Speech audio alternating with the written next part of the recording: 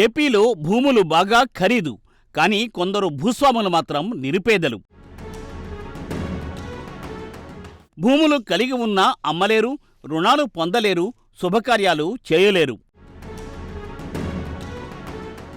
దశాబ్దాలుగా చుక్కలు చూపిస్తున్న భూములతో విసిగి వేసారిన ఏపీ కామన్ మ్యాన్. చంద్రబాబు సర్కారు నిర్ణయంతో దశాబ్దాల ఇక్కట్లకు ఎండ్ కార్డ్ పడేనా? 22A సడలింపులతో తెలంగాణ ప్రజలకు ప్రయోజనాలు ఏంటి? ప్రభుత్వంపై వస్తున్న విమర్శలు ఏంటి? అధికారులు, రాజకీయ నాయకుల మధ్య అక్రమ సంబంధం వీడకపోతే జరిగేది ఏంటి? ఆస్తి ఉంది, రిజిస్ట్రేషన్ కాగితాలున్నాయి, తరతరాలుగా సాగు చేసుకుంటున్న భూమి ఉంది. కానీ ఆ భూమిని అమ్మాలన్నా, బ్యాంకులో పెట్టి రుణం తీసుకోవాలన్నా సాధ్యం కాదు. ఎందుకంటే అది ప్రొహిబిటెడ్ ల్యాండ్ జాబితాలో ఉంది. ఇది ఏపీలో లక్షలాది మంది రైతులు, సామాన్య ప్రజలు ఎదుర్కొంటున్న తీవ్రమైన సమస్య. దీనికి కారణం రిజిస్ట్రేషన్ చట్టంలోని సెక్షన్ 22A. 2024లో అధికారంలోకి వచ్చిన చంద్రబాబు నాయుడు నాయకత్వంలోని కూటమి ప్రభుత్వం 2026ను భూమినామ సంవత్సరంగా ప్రకటించి ఈ సమస్యను శాశ్వతంగా పరిష్కరిస్తామని చెబుతోంది. ఈ ఏడాది జనవరిలోనే జీవోఎంఎస్ నెంబర్ 2 పేరుతో ఒక కీలక జీవోను కూడా తీసుకొచ్చింది. మరి నిజంగానే ప్రజలకు రిలీఫ్ దక్కిందా? ఎన్ని ఎకరాలు ఎవరికి విడుదలయ్యాయి? ఇంకా ఎంతమంది ఆఫీసుల చుట్టూ తిరుగుతున్నారు? ఈ 22A వెనుక ఉన్న చరిత్ర ఏంటి? వైసీపీ హయాంలో ఏం జరిగింది? ఇప్పుడు చంద్రబాబు నాయుడు ఎలాంటి చర్యలు తీసుకుంటున్నారు?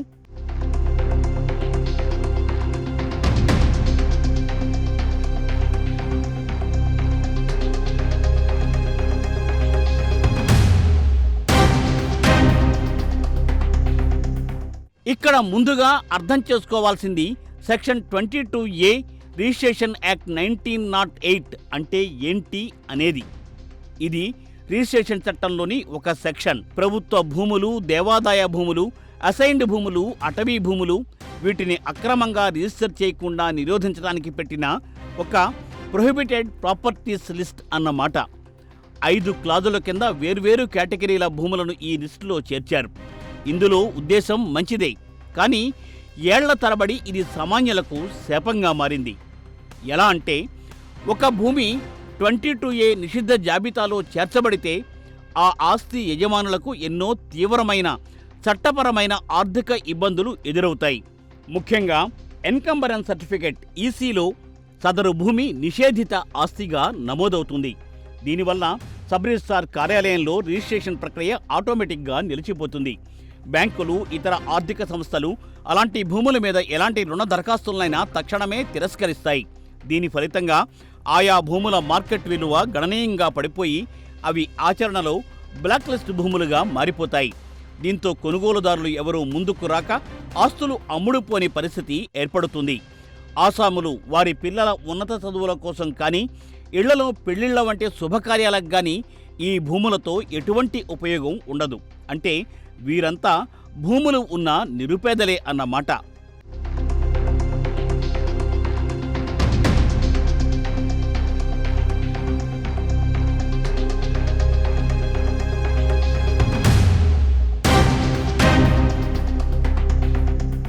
ఇలాంటి భూములకు సంబంధించిన ప్రధాన సమస్య ఏంటంటే రెవెన్యూ రికార్డుల డిజిటలైజేషన్ లేదా వెబ్లాండ్ నమోదు సమయంలో జరిగిన సాంకేతిక పొరపాట్లుగా చెప్పుకోవాలి. ప్రభుత్వ భూముల సర్వే నెంబర్లను చేర్చే క్రమంలో వాటి పక్కనే ఉన్న వేలాది ప్రైవేటు భూముల సర్వే నెంబర్లు కూడా క్లరికల్ పొరపాట్ల వల్ల ఈ 22A నిషేధ జాబితాలో చేరిపోయాయి.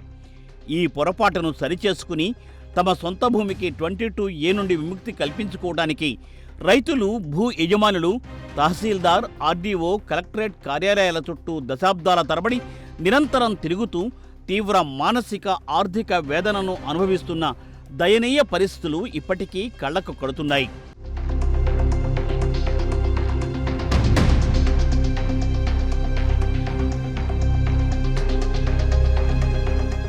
ఇందులో వివిధ సబ్క్లాజుల కింద ఉన్న భూముల గురించి చూస్తే రాష్ట్ర లేదా కేంద్ర ప్రభుత్వాలకు చెందిన భూములు, దేవాదాయ లేదా ధార్మిక సంస్థల భూములు, అలాగే స్థానిక సంస్థలకు చెందిన ఆస్తులు, ఈ భూములను కొనుగోలు చేయడం లేదా విక్రయించడం పూర్తిగా నిషేధం.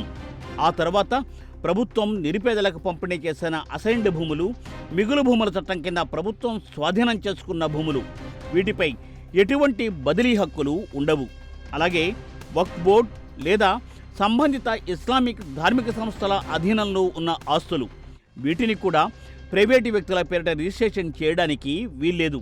మరోవైపు ప్రభుత్వం ప్రత్యేక జీవోలు లేదా నోటిఫికేషన్స్ ద్వారా నిషేధించిన భూములు, అలాగే ప్రభుత్వ పరిధిలో ప్రాసెస్ లేదా వివాదంలో ఉన్న భూములు, సివిల్ కోర్టులు, హైకోర్టు లేదా ట్రిబ్యునల్స్ రిజిస్ట్రేషన్ చేయవద్దని స్టే కానీ స్టేటస్ కో కానీ లేదా సిబిఐ, ఈడీ వంటి దర్యాప్తు సంస్థలు అటాచ్ చేసిన ఆస్తులు, ఇటువంటి ఏ ఆస్తిని కూడా ఎవరి పేరు మీదకి బదిలీ చేయడానికి వీల్లేదు.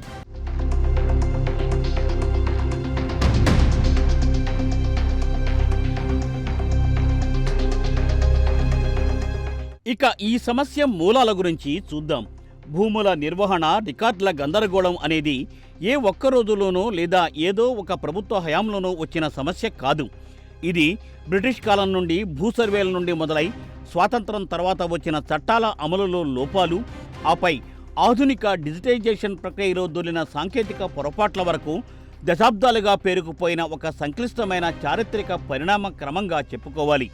బ్రిటిష్ పాలనలో భూమి నుండి శిస్తు వసూలు చేయడమే ప్రధాన ధ్యేయంగా రైత్వారీ, జమీందారీ వ్యవస్థలను అందుబాటులోకి తెచ్చారు. ఈ క్రమంలోనే సర్వేలు నిర్వహించి రీసెటిల్మెంట్ రిజిస్టర్లు ఆర్ఎస్ఆర్ తయారు చేశారు. ఆ సమయంలో కొన్ని రకాల భూములకు సంబంధించి యజమాని ఎవరో స్పష్టత లేకపోవడమో లేదా పన్ను చెల్లించేవారు లేకపోవడమో జరిగినప్పుడు రికార్డుల్లో ఆ సర్వే నెంబర్ల ఎదురుగా ఖాళీగా వదిలేస్తూ ఒక చుక్కను పెట్టేవారు. వీటినే తర్వాతి కాలంలో చుక్కల భూములు, డాటెడ్ ల్యాండ్స్ అనిగా పిలిచేవారు. పాలకుల వద్ద సరైన హక్కుల ఆధారాలు లేకపోవడం వల్ల పెట్టిన ఆ చిన్న చుక్కలే స్వతంత్ర భారతదేశంలో దశాబ్దాల పాటు లక్షలాది మంది రైతులకు చుక్కలు చూపిస్తూ వస్తున్నాయి. ఆసాముల పాలిట అతిపెద్ద భూ వివాదాలకు కేంద్ర బిందువులుగా మారాయి. స్వాతంత్రం వచ్చిన తర్వాత ప్రభుత్వం భూ సంస్కరణల దిశగా అడుగులు వేసింది. ఈనాం రద్దు చట్టం, భూపరిమితి చట్టం, అలాగే పేదలకు ఇచ్చిన భూములను ఇతరులు ఆక్రమించకుండా అడ్డుకట్ట వేసేందుకు 1977లో అసైన్డ్ భూముల చట్టం వంటి విప్లవాత్మక చట్టాలను తీసుకొచ్చింది. అయితే వీటి ఉద్దేశం మంచిదే అయినప్పటికీ ఆచరణలో రికార్డుల నిర్వహణ తీవ్ర లోపభూయిష్టంగా మారింది. గ్రామాధికారులుగా చలామణి అయిన కరణాలు, పట్వారీలు చేతితో రాసే పహాణీలు, అడంగల్స్ పైనే వ్యవస్థ నడిచేది. ఈ చేతిరాత రికార్డుల నిర్వహణలో దొర్లిన మౌలిక పొరపాట్లు, స్వార్థ ప్రయోజనాలు, సరిహద్దుల మధ్య స్పష్టత లేకపోవడం వల్ల ప్రభుత్వ భూములకు, ప్రైవేటు భూములకు మధ్య వ్యత్యాసం చెరిగిపోయి గందరగోళం మరింతగా పెరిగింది.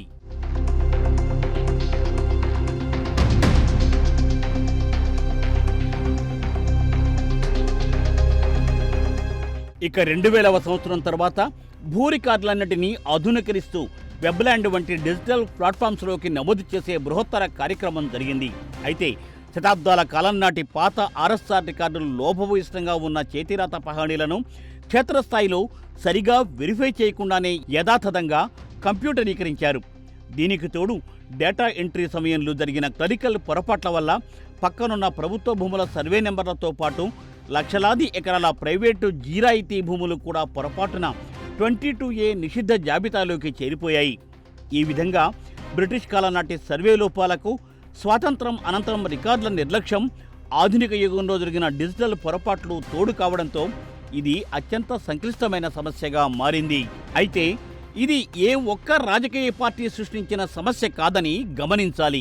దశాబ్దాల తరబడి వ్యవస్థలో పేరుకుపోయిన నిర్లక్ష్యం రూపాంతరం చెంది నేటి రైతులకు, భూ యజమానులకు తీరని వేదనగా పరిణమించింది.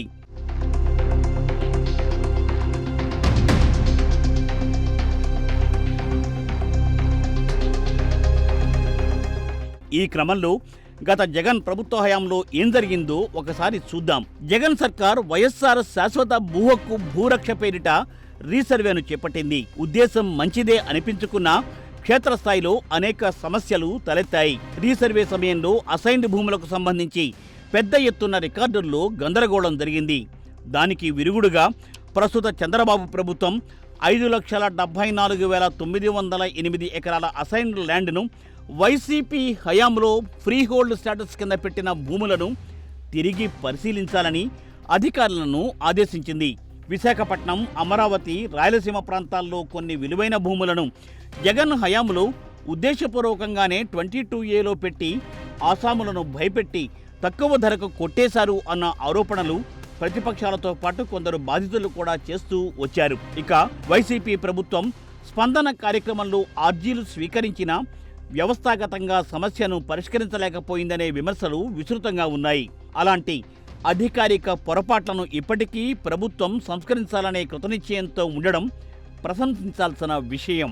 ఇటీవల అమరావతి వేదికగా జరిగిన రెవెన్యూ శాఖ సమీక్షా సమావేశంలో ముఖ్యమంత్రి చంద్రబాబు నాయుడు రాష్ట్రంలోని పేద ప్రజల ల్యాండ్ రైట్స్ సంక్షేమం దృష్ట్యా చరిత్రాత్మక నిర్ణయాలను తీసుకున్నారు. రాష్ట్ర వ్యాప్తంగా దాదాపు 75 లక్షల మంది పేద కుటుంబాలకు ప్రత్యక్షంగా మేలు చేకూర్చేలా ఈ నిర్ణయాలను ప్రకటించారు చంద్రబాబు. ప్రధానంగా భూ వివాదాలకు శాశ్వత పరిష్కారం చూపడం, రికార్డులను ఆధునీకరించడం, పేదలకు భూములపై పూర్తిస్థాయి యాజమాన్య హక్కులు కల్పించడమే లక్ష్యంగా స్పష్టమైన మార్గదర్శకాలను జారీ చేశారు.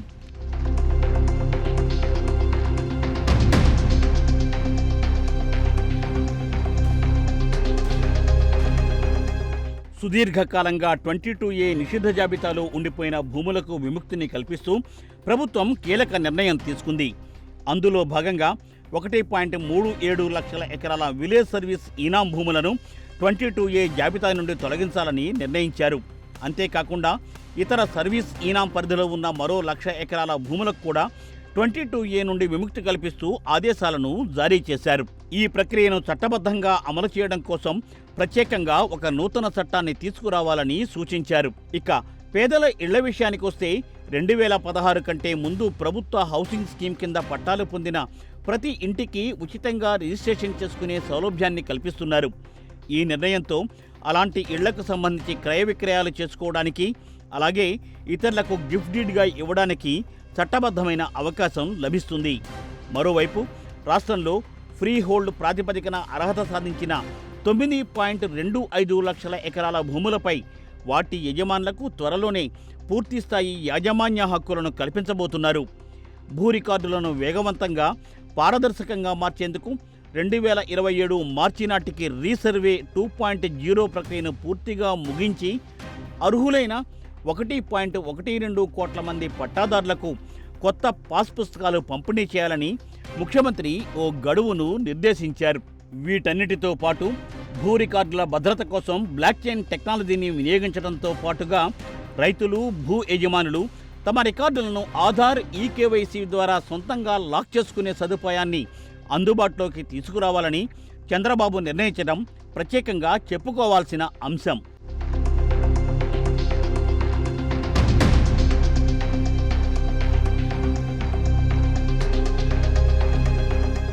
లక్ష్యం బాగానే ఉంది.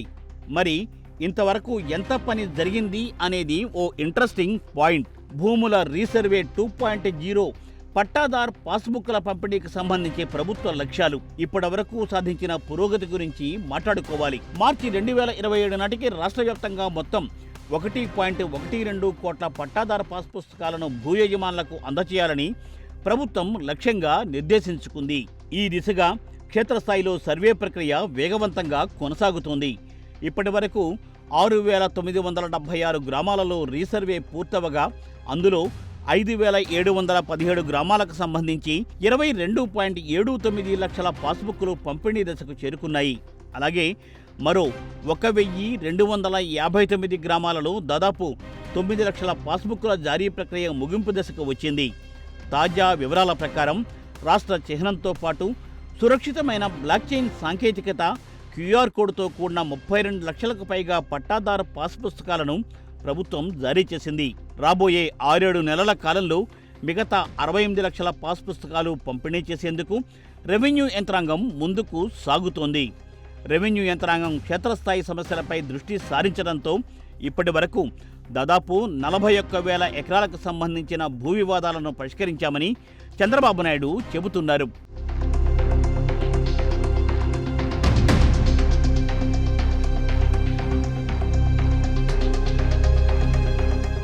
ప్రభుత్వం చేపట్టిన ఈ భూ సంస్కరణలలో గణనీయమైన సానుకూల మార్పులు కనిపిస్తూ ఉన్నప్పటికీ క్షేత్రస్థాయిలో ఇంకా అనేక సవాళ్లు, అడ్డంకులు ఉన్నాయని గమనించాలి. ఒకవైపు మాజీ సైనికులు, స్వాతంత్ర్య సమరయోధుల కుటుంబాలు పాత అసైన్మెంట్ భూముల యజమానులకు నిబంధనల ప్రకారం పాస్ పుస్తకాలు అందచేయడంతో వారికి ఎంతో ఉపశమనం లభించింది. అటు 75 లక్షల కుటుంబాలకు ఇళ్ల స్థలాల పట్టాల ఉచిత రిజిస్ట్రేషన్ వెసులుబాటు, అలాగే ఇప్పటికే 32 లక్షలకు పైగా నూతన పట్టాదారు పాస్ పుస్తకాలను పంపిణీ చేయడం చూస్తుంటే ఏపీ రెవెన్యూ యంత్రాంగంలో గతంలో ఎప్పుడూ కనిపించని ఓ స్పష్టమైన కదలిక కనిపిస్తోందని చెప్పాలి. మరోవైపు రాష్ట్ర స్థాయిలో జీవోలు జారీ అయినప్పటికీ కింది స్థాయి అధికారుల పనితీరుతో పాటు క్షేత్రస్థాయి అమలులో తీవ్రమైన జాప్యం జరుగుతోంది. ఉదాహరణకు గత నెలలో తూర్పుగోదావరి జిల్లా మండపేటకు చెందిన ముత్యాల సాయి దీప్తి అనే మహిళ నంద్యాల పర్యటనలో ఉన్న ముఖ్యమంత్రిని స్వయంగా కలిసి వినతిపత్రం సమర్పించారు. 2003లో మంజూరైన హౌస్ సైట్ పట్టా 2015లో గిఫ్ట్ డీడ్ ద్వారా సంక్రమించినప్పటికీ 2025 పట్టాదారు రెగ్యులేషన్ స్కీమ్ కింద దరఖాస్తు చేసుకుంటే సదరు భూమి ఇప్పటికీ 22A నిషిద్ధ జాబితాలో ఉందని చెప్పి తహసీల్దార్ ఆమోదించకపోవడం క్షేత్రస్థాయి పరిశీలనలో ఉన్న లోపాలకు అద్దం పడుతోంది. ఇదొక కేస్ స్టడీ మాత్రమే. ఇలాంటి వారు రాష్ట్రంలో ఎన్ని వేలు, ఎన్ని లక్షల మంది ఉంటారో ఊహించుకోవచ్చు.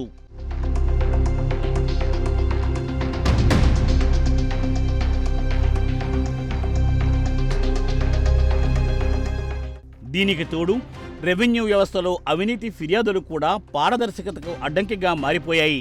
2024లో ఏపీ లోకాయుక్తకు వచ్చిన 2500 కంటే ఎక్కువ ఫిర్యాదులలో సగానికి పైగా కేవలం రెవెన్యూ శాఖపైనే రావడం కింది స్థాయిలో ఎదురవుతున్న సమస్య తీవ్రతను సూచిస్తోంది. అలాగే దేవాదాయ, అటవీ శాఖల సరిహద్దు వివాదాలు దశాబ్దాలుగా న్యాయస్థానాల పరిధిలోనే చిక్కుకుపోవడంతో కేవలం ప్రభుత్వ జీవోల ద్వారా మాత్రమే వీటికి తక్షణ పరిష్కారం లభించడం లేదు. ప్రభుత్వేతర వ్యవస్థలతో సమన్వయం చేసుకుని పరిష్కరించాల్సిన అవసరం ఇంకా తీవ్రంగానే ఉందని గమనించాలి. మరోవైపు రీసర్వే 2.0 కింద నిర్దేశించుకున్న 1.12 కోట్ల పాస్ పుస్తకాల లక్ష్యంలో ఇప్పటి వరకు పూర్తయింది కేవలం 32 లక్షల మాత్రమే. అంటే ఇంకా మెజారిటీ భాగం పని పూర్తి కావాల్సి ఉంది. కాబట్టి ఈ మొత్తం ప్రక్రియ అనేది పురోగతిలో ఉన్న సుదీర్ఘ ప్రక్రియగానే మనం అర్థం చేసుకోవాలి. ప్రభుత్వ సంస్కరణలు, గణాంకాలు సరైన దిశలోనే సాగుతూ ఉన్నప్పటికీ ఆ ఫలితాలు మాత్రం క్షేత్రస్థాయిలో చివరి రైతు వరకు చేరడానికి ఇంకా ఎంత సమయం పడుతుందో ప్రభుత్వ పెద్దలే చెప్పాలి.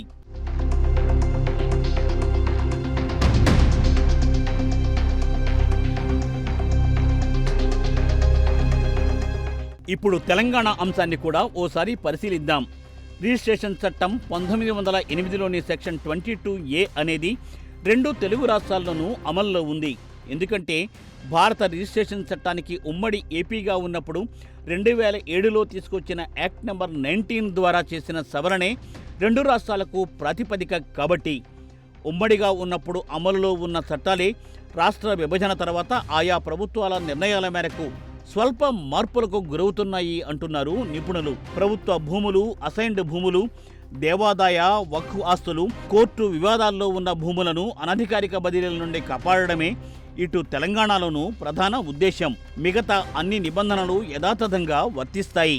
రికార్డులను కంప్యూటరైజ్ చేసే క్రమంలో క్షేత్రస్థాయి వెరిఫికేషన్ సరిగ్గా జరక్క వేలాదిగా ప్రైవేటు పట్టా భూములు పొరపాటున 22A జాబితాలోకి చేరిపోయిన ఘటనలు తెలంగాణలో కూడా జరిగాయి.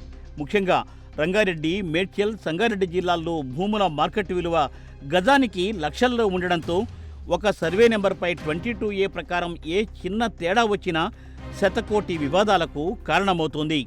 తెలంగాణలో ధరణి, భూభారతి ప్రవేశపెట్టినప్పుడు రెవెన్యూ అప్పీల్ వ్యవస్థను తాత్కాలికంగా తొలగించి నేరుగా కలెక్టర్లకు సర్వ అధికారాలు కట్టబెట్టడంతో సమస్యలు మరింత సంక్లిష్టంగా మారాయి.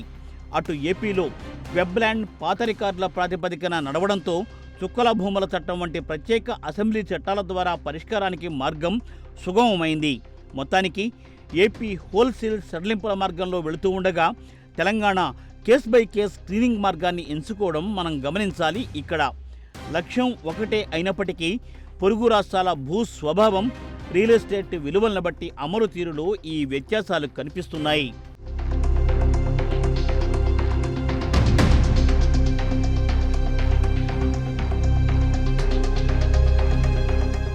సమస్య తీవ్రతపై ప్రజలలో అసంతృప్తి వెల్లువెత్తూ ఉండడంతో ముఖ్యమంత్రి రేవంత్ రెడ్డి స్వయంగా రంగంలోకి దిగి బాధితులకు హామీ ఇవ్వాల్సి రావడం గమనించాలి.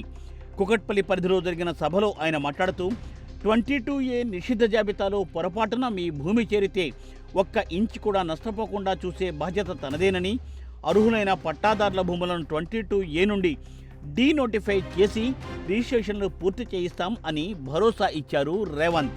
ఒకే సర్వే నెంబర్లో కొద్దిపాటి కోర్టు వివాదం ఉంటే మొత్తం సర్వే నెంబర్ను బ్లాక్ చేసి లక్షలాది మంది ప్లాట్లు, ఇళ్ల కొనుగోలుదారులను ఇబ్బంది పెట్టే పాత పద్ధతిని మారుస్తున్నామని రేవంత్ రెడ్డి క్లారిటీ ఇచ్చే ప్రయత్నం చేశారు. అయితే సీఎం రేవంత్ రెడ్డి ఎంత భరోసా ఇస్తున్నప్పటికీ క్షేత్రస్థాయిలో పరిస్థితులు అందుకు భిన్నంగానే ఉన్నాయని బాధితులు, ప్రతిపక్షాలు ఆరోపిస్తున్నాయి. ప్రధానంగా రంగారెడ్డి, మేడ్చల్, మల్కాజిగిరి, సంగారెడ్డి వంటి హైదరాబాద్ చుట్టుపక్కల ఐటీ, అర్బన్, పెరిఫెరీ జిల్లాలలో 22A క్లియరెన్స్ ప్రక్రియ ఒక బ్రహ్మ పదార్థంగా మారింది. 22A జాబితా నుండి పట్టాభూమి పేరును తొలగించాలన్నా లేదా ఆన్లైన్ గ్రీవెన్స్ ఆమోదం పొందాలన్నా కాంగ్రెస్ పార్టీకి చెందిన స్థానిక నేతలు, పలువురు మంత్రుల అనుచరులు కోట్ల రూపాయలలో ముడుపులు డిమాండ్ చేస్తున్నారనే తీవ్రమైన విమర్శలు ఎదురవుతున్నాయి.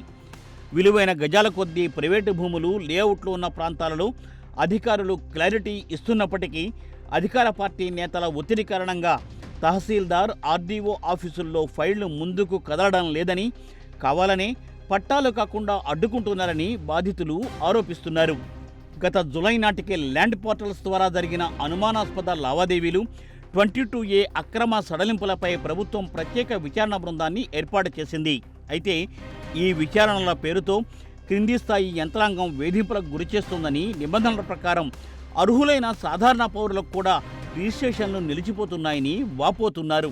తెలుగు రాష్ట్రాల్లో, మరీ ముఖ్యంగా ఏపీలో దశాబ్దాలుగా నలుగుతున్న భూముల రిజిస్ట్రేషన్ సమస్యలకు కారణం 22A నిషిద్ధ జాబితాల గందరగోళం మాత్రమే కాదు, వ్యవస్థలో రాజకీయ నాయకులకు, అధికార యంత్రాంగానికి మధ్య వేళ్లూనుకుపోయిన గాఢమైన అక్రమ సంబంధం కూడా ప్రధాన కారణం అనేది బహిరంగ రహస్యం. ఏ ప్రభుత్వం అధికారంలోకి వచ్చినా భూ రికార్డులను ప్రక్షాళన చేస్తామని చట్టాలు, జీవోలు తెచ్చినప్పటికీ క్షేత్రస్థాయికి వచ్చేసరికి ఆ సంస్కరణల ఫలాలు సామాన్యుడికి అందకుండా అడుగడుగునా అడ్డంకులు ఎదురవుతూనే ఉన్నాయి. ప్రభుత్వాలు ఎంత పారదర్శక విధానాలు తెచ్చినా కింది స్థాయి రాజకీయ నాయకులకు, ప్రజా ప్రతినిధులకు ఇదొక ప్రధానమైన ఆదాయ వనరుగా మారింది. 22A జాబితాలో పొరపాటున చేరిన ప్రైవేటు జీరాయితీ భూములు లేదా వివాదాస్పద అసైన్డ్ భూములకు ప్రభుత్వం నుండి వెసులుబాటు వచ్చినప్పటికీ ఆ సమాచారాన్ని భూ యజమానులకు నేరుగా చేరనివ్వకుండా అడ్డుకుంటున్నది ఈ అక్రమార్కులే. స్థానిక నాయకులు భూ యజమానుల చెంతకు వెళ్లి తమ మనుషుల ద్వారా లేదా నేరుగా మధ్యవర్తిత్వం వహించి ఆ జాబితా నుండి పేరు తొలగించాలన్నా లేదా తహసీల్దార్, ఆర్డీఓ ఆఫీసుల్లో ఫైలు ముందడుగు వేయాలన్నా ఎకరానికి లేదా గజానికి ఇంత అని కమిషన్లు, ముడుపులు డిమాండ్ చేస్తున్నారు. లేని పక్షంలో తమ అధికారాన్ని ఉపయోగించి ఆ ఫైళ్లను టేబుల్ దాటకుండా నిలిపివేయిస్తున్నారు. రాజకీయ నాయకుల ఒత్తిళ్లకు లొంగిపోయే కొందరు రెవెన్యూ, రిజిస్ట్రేషన్ శాఖల అధికారులు ఈ అక్రమాలకు ప్రధాన సూత్రధారులుగా మారుతున్నారు. ప్రభుత్వం జీవోలు ఇచ్చినా, స్పష్టమైన గడువు 30 నుండి 60 రోజులు విధిస్తూ ఉత్తర్వులు జారీ చేసినా స్పష్టత లేదు అని, పాత రికార్డులు లభించడం లేదు అని, క్షేత్రస్థాయి ఎంక్వైరీ పెండింగ్లో ఉంది అంటూ ఏదో ఒక చట్టపరమైన సాకును చూపి బాధితులను ఆఫీసుల చుట్టూ తిప్పుకుంటున్నారు. ఏపీ లోకాయుక్తకు వచ్చే ఫిర్యాదుల్లో సగానికి పైగా రెవెన్యూ శాఖపైనే ఉండడం, అలాగే తెలంగాణలో 22A అక్రమ సడలింపులు, అలాగే ఆన్లైన్ గ్రీవెన్స్ ఆమోదాల కోసం కొందరు అధికారులు, స్థానిక నేతలపై విచారణలు జరగడం ఈ కుమ్మక్కు రాజకీయాలకు ప్రత్యక్ష నిదర్శనం.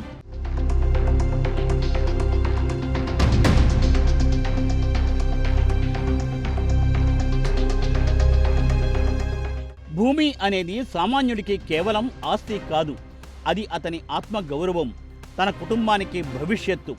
ఈ ఒక్క నిజాన్ని అర్థం చేసుకున్న రోజే ఈ సమస్యకు నిజమైన పరిష్కారం దిశగా అడుగులు పడతాయి.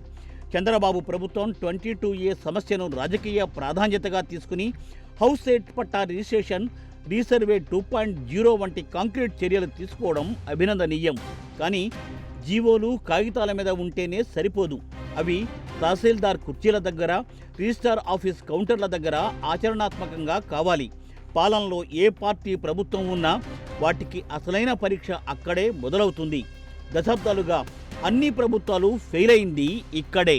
జగన్ ప్రభుత్వం కూడా సంస్కరిద్దామనుకుని ముందడుగు వేసినా అమలుకు నోచుకోనిది కూడా ఇక్కడే. కాబట్టి అధికార యంత్రాంగం గమనించాల్సింది ఏమంటే, ప్రతి నోటిఫికేషన్ దరఖాస్తుకు ఒక టైమ్ లైన్, ఒక జవాబుదారీతనం ఉండాలి. ఫైల్ పెండింగ్లో ఉంది అనే సమాధానం ఇక చెల్లదు. ఏ అధికారి ప్రజల ఫైళ్లను ఉద్దేశపూర్వకంగా ఆపుతారో అలాంటి వారిపై చర్యలు ప్రజాక్షేత్రంలో స్పష్టంగా కనిపించాలి. ప్రకటనలు కాదు, ప్రజలకు ఫలితాలే కావాలి. ఇది అధికార పక్షానికో ప్రతిపక్షానికో స్కోర్ కార్డు కాదు. అధికారంలో ఉన్నప్పుడు మాత్రమే గుర్తొచ్చే అంశం ఎప్పటికీ కాకూడదు. ఏ పార్టీ అధికారంలో ఉన్నా భూ రికార్డుల ప్రక్షాళన అనేది ఒక నిరంతర బాధ్యతాయుతమైన మహాయజ్ఞంగా కొనసాగాలి. అధికార యంత్రాంగం గమనించాల్సింది ఏంటంటే, ప్రతి నోటిఫికేషన్ దరఖాస్తుకు ఒక టైమ్ లైన్, ఒక జవాబుదారీతనం ఉండాలి. ఫైల్ పెండింగ్లో ఉంది అనే సమాధానం ఇక చెల్లదు. ఏ అధికారి ప్రజల ఫైళ్లను ఉద్దేశపూర్వకంగా ఆపుతారో అలాంటి వారిపై చర్యలు ప్రజాక్షేత్రంలో స్పష్టంగా కనిపించాలి. ప్రకటనలు కాదు, ప్రజలకు ఫలితాలే కావాలి. ఇది అధికార పక్షానికో ప్రతిపక్షానికో స్కోర్ కార్డు కాదు. అధికారంలో ఉన్నప్పుడు మాత్రమే గుర్తొచ్చే అంశం ఎప్పటికీ కాకూడదు. ఏ పార్టీ అధికారంలో ఉన్నా భూ రికార్డుల ప్రక్షాళన అనేది ఒక నిరంతరమైన బాధ్యతాయుతమైన మహాయజ్ఞంగా కొనసాగాలి. ఎన్నికల వాగ్దానంగా మాత్రం కాదు సుమా.